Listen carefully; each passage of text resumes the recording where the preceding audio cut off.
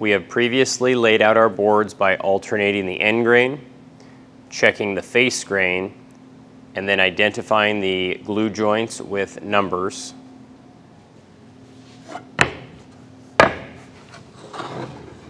We can space out several clamps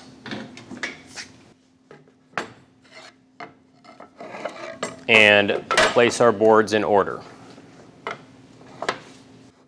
We can then run our bead of glue along the edge and work that around to get good coverage.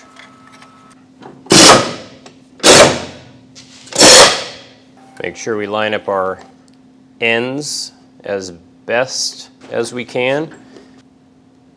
And we're going to apply just a little bit of pressure. And then we'll come back with a couple clamps on top. Snug those down and wipe the glue on both sides. This then needs to sit for 24 hours.